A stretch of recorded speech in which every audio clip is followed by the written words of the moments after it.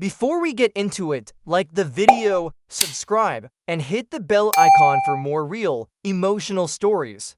You don't get to tell me what I can and can't do on my property. Call the authorities. Do it. Let's see how far you want to take this. Voices overlap. Neighbors yelling. Someone slams a car door. This is a violation. You're abusing your power. A crowd gathers. Phones are out. Someone screams. This has gone too far. Then silence. A calm, cold voice. Sir, we've received a report. Heavy boot step onto the pavement. Oh, intense. This fight didn't start today. It started with a rule, a letter, and a lie that turned neighbors into enemies. Hard cut to black. The morning the armored vehicles rolled into Hawthorne Glen, nobody understood what they were seeing. The neighborhood had been designed to feel untouched by urgency. Curved streets, trimmed hedges, identical mailboxes, and silence so complete that even delivery trucks seemed to whisper. People chose Hawthorne Glen because nothing surprising ever happened there. That illusion shattered when engines growled past manicured lawns and uniformed personnel stepped onto asphalt meant for evening jogs. Residents watched through blinds, coffee forgotten, hearts thudding, no sirens screamed. No weapons were raised. The calm was worse than noise, it suggested intent. At the center of the street stood the Homeowners Association president, Martin Keller, hands folded neatly in front of him, posture straight. He spoke with the lead officer as if this meeting had been scheduled weeks earlier. His face showed relief rather than fear. Across the street, Daniel Reeves stood barefoot on his driveway, blinking against the morning light. He had woken to knocking that felt too heavy for neighbors and too controlled for panic. When he opened the door, he found authorities staring back at him, not with hostility, but with focused attention. Nobody told him why. As officers began their methodical work, the narrator of this story would later say that everything happening in that moment traced back to something painfully small. No shouting, no defiance, no dramatic mistake, just a rule. Or rather, the claim of one. 3 months earlier, Hawthorne Glen looked exactly as it was meant to. Lawns cut on schedule. Trash bins hidden behind fences. Smiles exchanged during morning walks, though rarely followed by conversation. The Homeowners Association enforced standards with quiet efficiency. People complied because resistance seemed unnecessary. Daniel fit perfectly into that environment. Mid-30s, remote worker, routine-driven. He paid dues on time, attended no meetings, and avoided attention. His home differed from others only in ways that barely registered. He preferred privacy. He installed things himself. He trusted systems more than people. The association noticed everything. The first letter arrived on a Tuesday, white envelope. Neutral font, polite phrasing. It referenced a minor compliance concern and requested adjustment within 14 days. No threat. No accusation, just guidance. Daniel read it twice, shrugged, and made the requested change that evening. He assumed closure. What he didn't know was that Martin Keller had already opened a separate file. Not because of the issue itself, but because of curiosity. Keller had built his authority on vigilance, and vigilance feeds on uncertainty. A resident who fixed problems quietly created questions. Silence invited interpretation. By the time Daniel confirmed compliance, the concern had evolved. Language hardened. Internal emails circulated. Terms like pattern and review began appearing where specifics once lived. Hawthorne Glen still looked peaceful from the outside. Inside, something had started moving, and it would not stop. The second notice arrived sooner than Daniel expected. It came electronically this time, flagged as time-sensitive, delivered with a sterile subject line that suggested urgency without explanation. The message thanked him for his prompt response to the earlier concern, then pivoted abruptly. According to the association, a follow-up review had identified additional elements requiring clarification. No details followed. Daniel reread the message, searching for substance. There was none. Only a deadline and a reminder that unresolved matters could escalate. He replied calmly, asking what specifically needed attention. Hours passed. No answer came. That evening, he walked the block as he usually did, earbuds in, mind elsewhere. Neighbors waved less. One couple stopped mid-conversation when they noticed him approaching. The moment passed quickly, yet it lingered. 2 days later, a printed notice appeared on his door. tucked carefully behind the handle, as if to ensure it would not fall. This version sounded firmer. It referenced community safety standards and cited an obligation to cooperate fully. Again, the alleged issue remained unnamed. Daniel called the association office. A voicemail system answered, polished and impersonal. He left a message. Nobody returned it. At the next weekly trash pickup, he overheard murmurs. Not his name, but fragments. Phrases floated between driveways like dust, equipment, signals, protocol. None of it made sense. He reminded himself that neighborhoods produced rumors the way forests produced wind. The first fine appeared the following morning. It wasn't large. That was the unsettling part. The amount suggested symbolism rather than punishment, a signal more than a consequence. Attached was a paragraph stating the charge would be waived upon full resolution of outstanding matters. Daniel paid it immediately, then sent another message requesting clarity. This time a response arrived within minutes. The HOA president invited him to speak privately. Martin Keller's voice over the phone sounded measured, almost sympathetic. He thanked Daniel for his cooperation and explained that certain things could not be discussed casually. The association, he said, had a responsibility to remain cautious. Questions had been raised. Procedures had been triggered. Nothing personal. Daniel asked what those questions were. Keller paused, then said it would be better explained in person. He suggested discretion. He mentioned that misunderstandings sometimes grew when discussed too openly.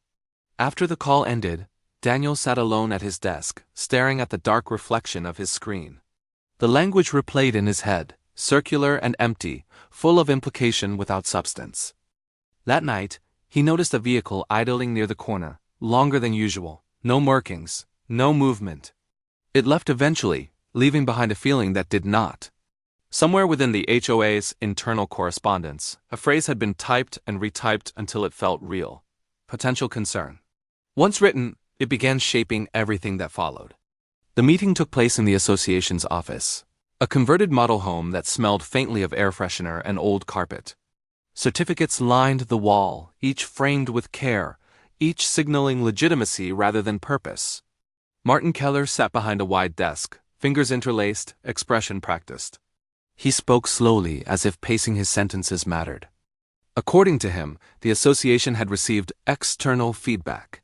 He never said from whom. He referenced guidelines without naming sources. The words flowed in a careful order that sounded responsible while explaining nothing. Daniel listened, waiting for something concrete. Nothing arrived. When Daniel asked directly what rule he had broken, Keller smiled. He said the situation was fluid. He said context mattered. He said early cooperation prevented misunderstandings. That word appeared again, misunderstandings. Before Daniel left, Keller advised him to avoid discussing the matter with neighbors. It could create confusion, he said. People worried easily. Outside, sunlight felt harsher than it should have. Daniel drove home with the sense that he had stepped out of something he could not quite see, like fog that refused to lift. Within days, the notices changed tone. They stopped asking. They started instructing. One document requested documentation related to items on Daniel's property. Another referenced observations made during routine checks. None included dates or names. All carried the same signature at the bottom.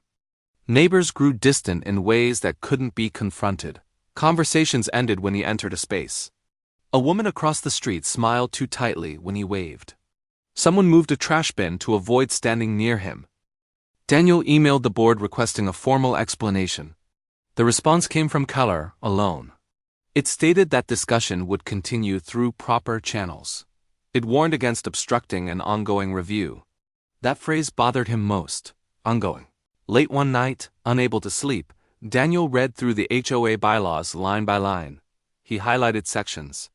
He found nothing supporting the actions being taken. The rules emphasized aesthetics, noise, maintenance. Nothing hinted at what was happening now. Another fine appeared, larger this time. Attached was a notice describing known compliance through lack of disclosure. Daniel stopped paying. The following morning, a notice appeared on the community bulletin board. It didn't name him, but it didn't need to. It mentioned vigilance. It mentioned responsibility.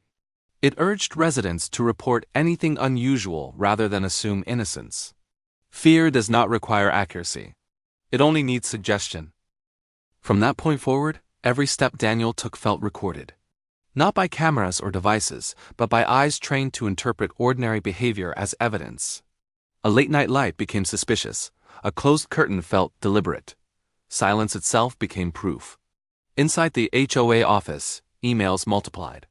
Each forwarded message added gravity. Each repetition made the story harder to undo. And somewhere between caution and control, the association crossed a boundary without realizing it had done so. The review was no longer about compliance. It had become about justification. By the time the fourth notice arrived, the tone had shifted entirely. Daniel recognized it immediately, not from the words themselves, but from the rhythm, the cadence, the way authority had embedded itself into every sentence. The letter no longer merely suggested concern. It implied consequence. According to Keller, Daniel's ongoing cooperation was necessary to maintain neighborhood security. No specifics were offered, no evidence cited. The phrase felt hollow yet authoritative. Every resident in the community was suddenly a potential witness to problems only the HOA claimed to see. The implication was simple: compliance alone might not suffice. Daniel's attempts to clarify were met with delays. Emails went unanswered. Calls rang through voicemail systems that were constantly full. Occasionally, he would receive a response, brief and cryptic. Each time, Keller emphasized discretion and discretion alone. It was during this period that Daniel noticed subtle manipulations among the neighbors. Conversations died abruptly when he entered the room. A gardener lingered just long enough to make sure a lawn looked perfect, then disappeared. Fences that had never been touched before were suddenly repainted. It was as if everyone had agreed to reinforce the suggestion of vigilance, to validate concerns that had no real source. Daniel began keeping notes, documenting dates, times, and phrases from interactions. Every request from the association, every fine, every comment from Keller himself was catalogued meticulously. He knew instinctively that something was amiss, yet the truth remained just out of reach. Then came the first allegation that could not be dismissed. The HOA claimed that Daniel's property had equipment capable of unauthorized transmissions. He had no such devices. Only personal electronics and a small antenna for a ham radio hobby, legally registered. But the claim planted a seed, a shadow over ordinary possessions. In Keller's world, suspicion equaled potential danger. Daniel's frustration mounted. He requested a formal meeting, hoping that verbal discussion would yield clarity. Keller agreed. The encounter was cordial at first, but the conversation soon revealed the deeper intent. Keller spoke of patterns and signals and of responsibilities that extended beyond the boundaries of the neighborhood. He never accused Daniel outright, yet the insinuations hung heavily in the room. Each word carried weight, each pause suggested something unseen. By the end of the meeting, Daniel felt drained, not just emotionally but strategically. Every effort to maintain normalcy now required calculation. He had to navigate not just HOA rules, but the invisible logic of fear that Keller had constructed. Back at home, the sense of being watched became almost tangible. Ordinary events, a delivery, a passing car, a neighbor walking a dog suddenly carried the potential for interpretation. Even silence could be evidence. Every step, every gesture was scrutinized in a world where perception outweighed reality. The HOA had stopped being about community standards. It had become an engine of control, fueled by lies and the careful shaping of belief. And Daniel, unaware of the storm that would soon arrive, was already at its center. Weeks passed, and the atmosphere around Daniel's home grew heavier with every notice and whispered warning. The fifth stage of this silent siege arrived not with words alone but with action. Subtle intrusions, small but unmistakable, began to punctuate his days. Gardeners lingered too long, inspectors wandered into sightlines without explanation, and casual comments from neighbors hinted at scrutiny. The HOA's language now shifted from concern to implication.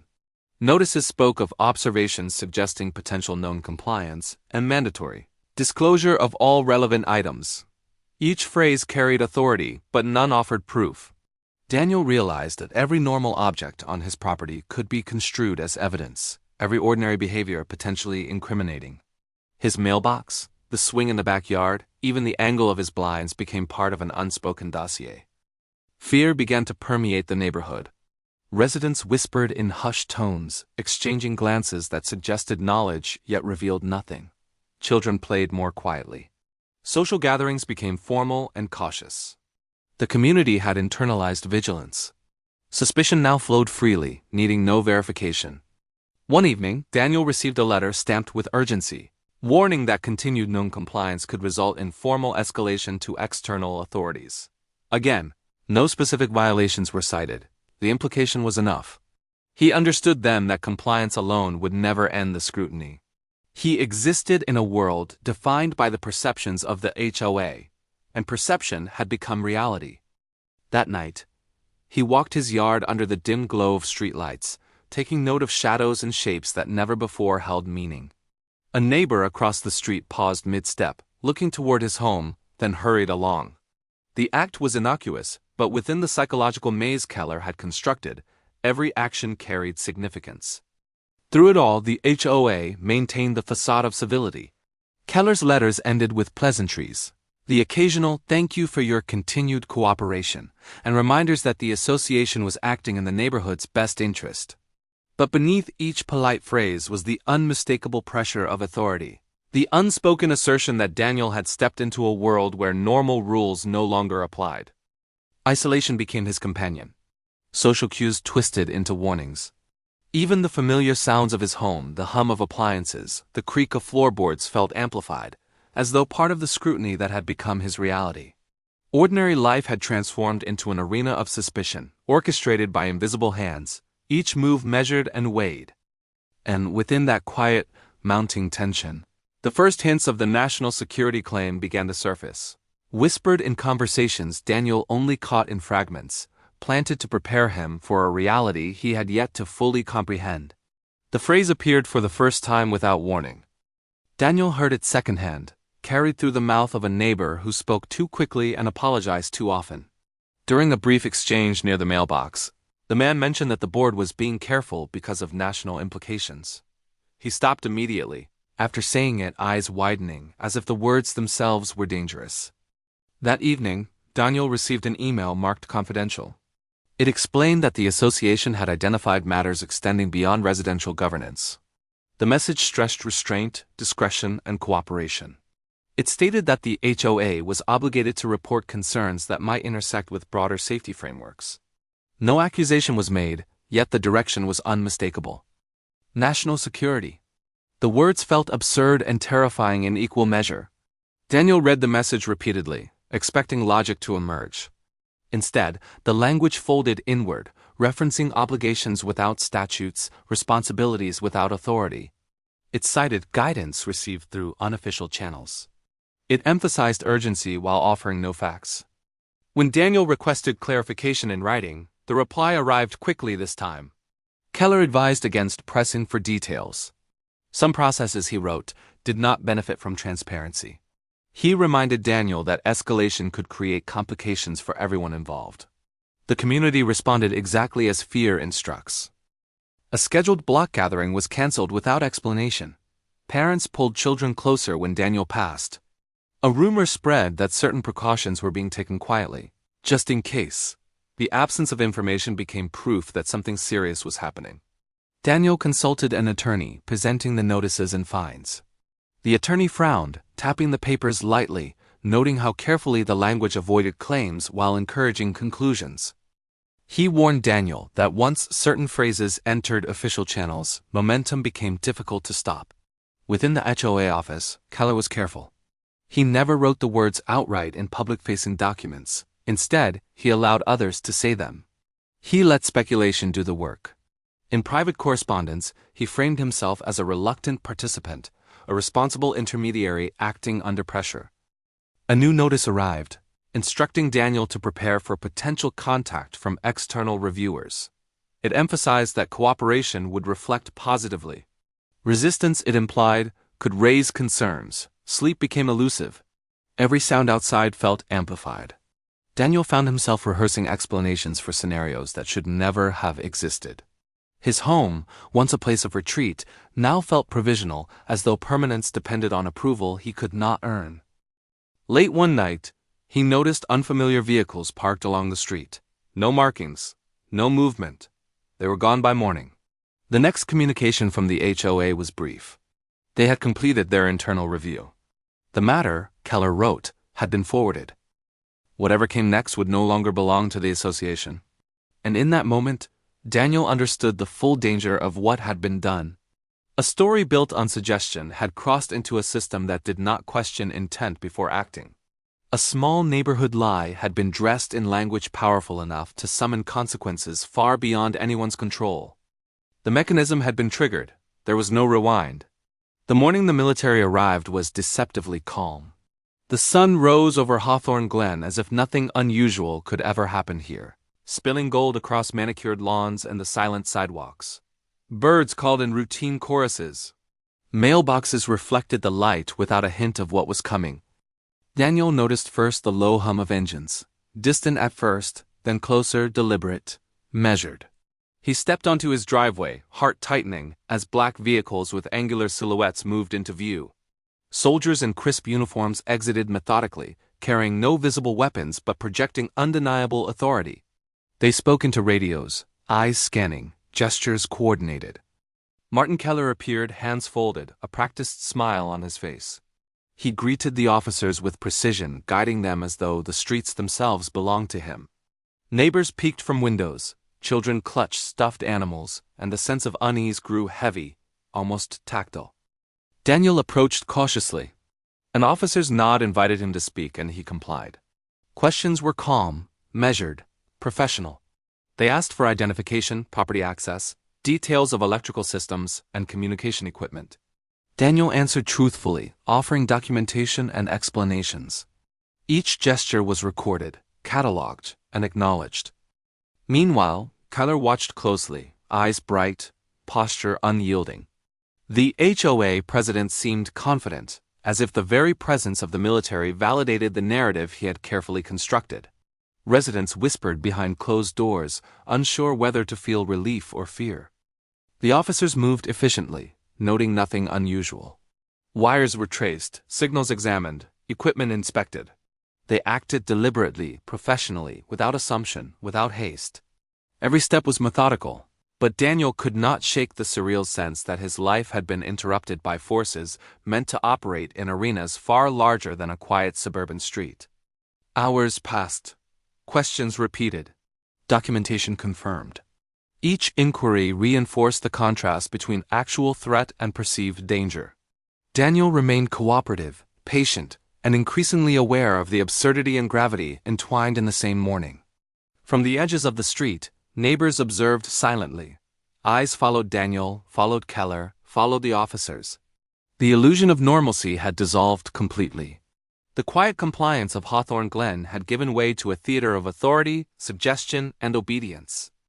As the military concluded their inspection, an officer spoke briefly to Keller, then nodded in Daniel's direction. No accusation, no incident.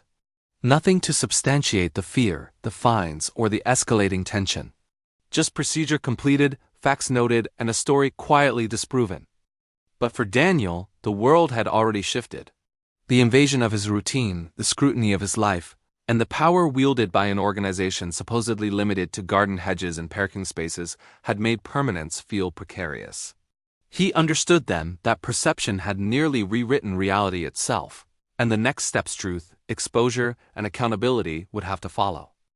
In the quiet that fell after the engines receded, Hawthorne Glen seemed ordinary again. But beneath the surface, every neighbor, every fence, every lawn, carried the memory of what had just occurred. The neighborhood had been tested, and the foundation, though visually intact, had already begun to crack. After the military withdrew, the weight of scrutiny did not lift. Instead, it shifted, transforming into something more insidious, the slow unraveling of the HOA's narrative. Daniel now had clarity, and with clarity came strategy. He reviewed every notice, every email, every fine. Each line, each word, became evidence in a story he was determined to tell accurately. Neighbors, once wary, began to whisper cautiously among themselves. Conversations carried fragments of information, speculation tempered by fear. People wondered privately what they had witnessed, how much they had believed, and whether their silence had been complicity. Some approached Daniel hesitantly, offering accounts that confirmed inconsistencies. Others avoided contact entirely, unwilling to question authority openly. Inside the HOA office, Martin Keller grew increasingly uneasy. Emails meant to reinforce the association's claims were now revealing gaps. Repetition, which once lent weight, now highlighted contradictions. Statements that had been carefully worded to suggest external oversight without verification began to unravel under scrutiny. The system Keller had constructed to justify fear was crumbling. Daniel presented his documentation to legal advisors. Fines had no basis in written rules. Allegations of equipment capable of unauthorized transmissions were demonstrably false. Records of inspections lacked specificity and procedural legitimacy. The more the story was examined, the more it revealed itself as a carefully managed illusion designed to assert control rather than enforce community standards. Keller attempted damage control, drafting statements, requesting meetings, and framing correspondence as protective measures. Yet each attempt only reinforced the pattern of manipulation. Neighbors, now more informed, began to question what they had accepted silently. Social dynamics shifted subtly, then more overtly. The pressure built until a formal review was unavoidable. External authorities were contacted, not to investigate Daniel, but to assess the HOA's conduct. Officers, auditors, and legal representatives examined records and practices with meticulous care. Procedures Keller had invoked in secret were now exposed to verification. The cracks widened further when internal communications surfaced. Emails showed discussions about creating fear, leveraging ambiguity, and avoiding transparency. Phrases like potential concern and pattern observed had been repeated deliberately to lend credibility where none existed. What was intended as a private narrative had become a public record of mismanagement. Daniel watched quietly as the system that had once dominated his life now faltered under its own weight. Every tactic designed to intimidate had inadvertently produced the evidence needed to dismantle it. And for the first time in months, the neighborhood began to sense that normalcy might return, though cautious and measured. The HOA had lost control. Its power, once felt in every notice and every whispered warning, was now visible only as a shadow of its former authority. The investigation revealed truth, and truth, in this case, was undeniable. The narrative had been fabricated from the start. And within that revelation lay a lesson that Hawthorne Glen would not soon forget. Fear can be manufactured, authority can be feigned, but documentation, scrutiny, and vigilance can restore balance. The unraveling had begun, and no subtlety could prevent it from continuing to the final, inevitable conclusion. The exposure of the HOA's actions came gradually, yet each revelation struck like a hammer against fragile glass. Documents that had once been hidden in private folders were now available for scrutiny. Notices, fines, and emails, all meticulously logged by Daniel, painted a story far different from the one Keller had presented to the neighborhood. Residents gathered quietly at a community meeting called under the guise of routine discussion. The room, once filled with polite smiles and muted compliance, now buzzed with tension and curiosity. Daniel presented evidence calmly, chronologically, with clarity that left no room for misinterpretation. Every claim by the HOA president, every insinuation of wrongdoing, now appeared in its true light, constructed, exaggerated, and wholly unfounded. Martin Keller attempted to intervene, his voice rising with practiced authority, but the room no longer bent to his rhetoric. Statements he had delivered confidently for months now seemed hollow. The very phrases that had created fear patterns, external oversight, potential concern, were revealed as tools of manipulation rather than factual observations. Neighbors, once hesitant, began to speak. One by one, they recounted subtle incidents they had witnessed, small interactions that had seemed insignificant at the time but now contributed to a pattern of intimidation. Children's games interrupted by odd inspections, casual remarks twisted into warnings. Privacy invaded under the guise of vigilance. The cumulative effect was undeniable. Outside, some residents who had initially avoided participation now watched through windows, absorbing each word. The HOA's authority had eroded from the inside, collapsing in real time under the weight of evidence and communal recognition. Trust, once misplaced, shifted back toward reason and transparency. Daniel observed quietly, noting reactions without comment. The humiliation Keller experienced was evident. A president who had once commanded deference now faced disbelief, scrutiny, and mounting doubt. Statements he had issued to assert power became proof of its abuse. The tools of control had turned against their wielder. By the end of the meeting, a resolution had been reached. An independent committee would oversee the association's operations. Fines would be reviewed, and complaints formally documented with proper procedural rigor. Keller, stripped of his authority, resigned under pressure. The facade of legitimacy he had maintained for so long had crumbled completely. As residents filtered out of the meeting, a tentative sense of relief spread through the streets. Conversations, once hushed and wary, now carried voices free to question, free to analyze, free to reclaim agency. The fear that had gripped Hawthorne Glen was not erased entirely. It lingered like a shadow, but the structure that created it had been dismantled. For Daniel, the ordeal had left its mark.